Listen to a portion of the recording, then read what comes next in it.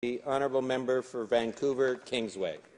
Thank you, Mr. Speaker. I'm delighted to be sharing my time with the member from Longueuil, Pierre Boucher. Mr. Speaker, I think all Canadians understand the importance of investment in Canada and, conversely, the investment by Canadian firms in the rest of the world. And I also think that Canadians understand the need to develop economic policy in this country that is capable of reflecting a multi-factored and nuanced approach. I think Canadians understand and desire economic policy in Canada that accomplishes a number of goals at the same time, where we create a strong value-added industries in this country, where we create good, solid industrial sectors in this country that create good-paying jobs that people can raise their families on.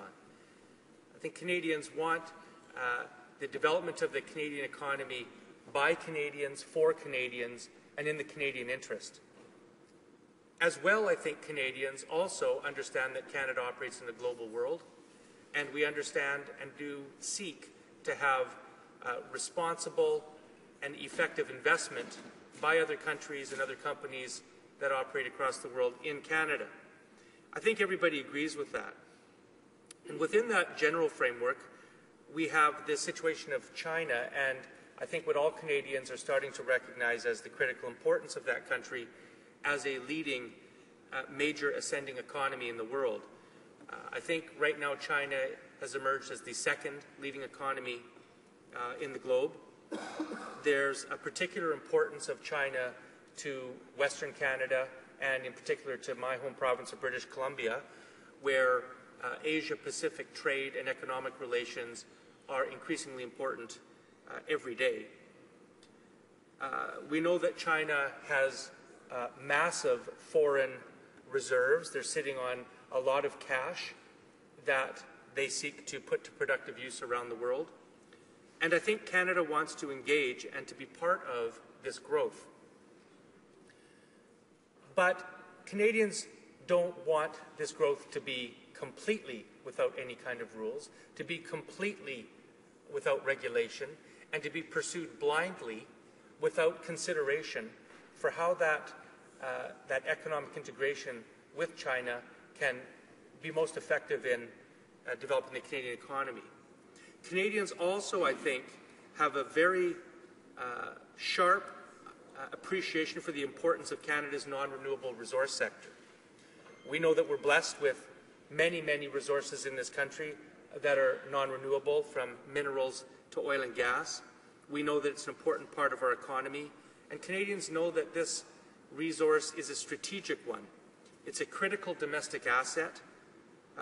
Canadians live in a country that's cold. We require natural gas and other substances to heat our homes, and we know that oil is a very valuable commodity. So the proposed takeover of a major Canadian company operating in Canada's oil sector, in this case Nexen, by a foreign company, CNOOC, a state-owned Chinese company, is one of major importance to Canadians. And it raises questions of foreign ownership of Canadian strategic assets, but also raises larger questions of what Canadian policy should be towards foreign takeovers of Canadian companies generally.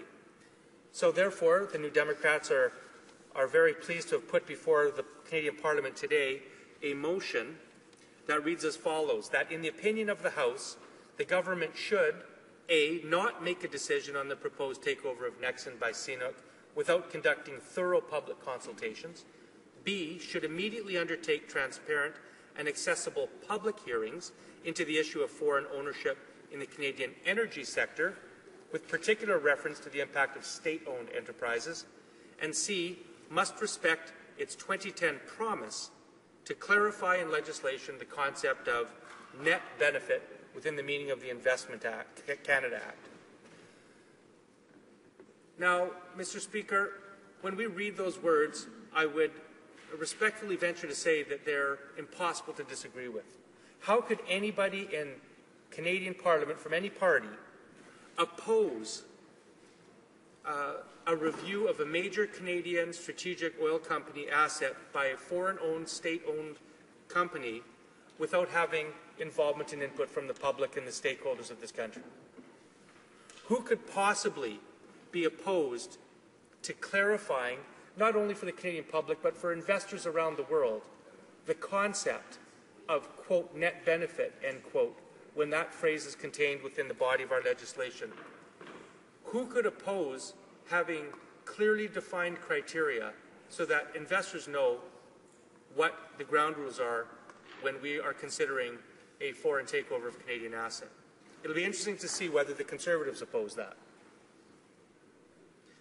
Mr. Speaker, a little bit of background.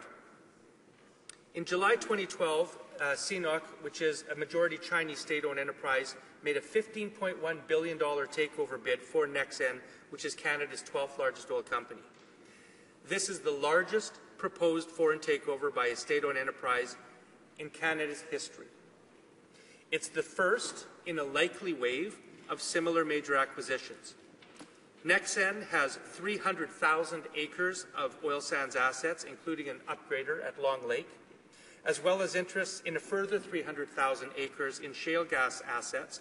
That's an estimated 37 trillion cubic feet of gas in northeast British Columbia.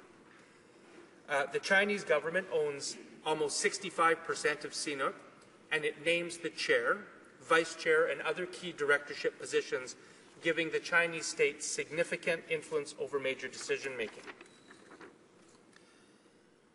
This deal would give state-owned CNOOC full control of a Canadian company with significant oil sands reserves, as well as offshore oil assets in the U.S. Gulf Coast and the North Sea. Now, in an attempt to win approval, CNOOC has made some promises. They promised to make Calgary the headquarters for CNOOC Limited's North and Central American operations. They promised to retain Nexen's current management and employees, and to increase capital spending on Nexen's assets, to list CNOOC shares on the TSX, and to maintain Nexen contributions to community and social commitments. Those are laudable promises.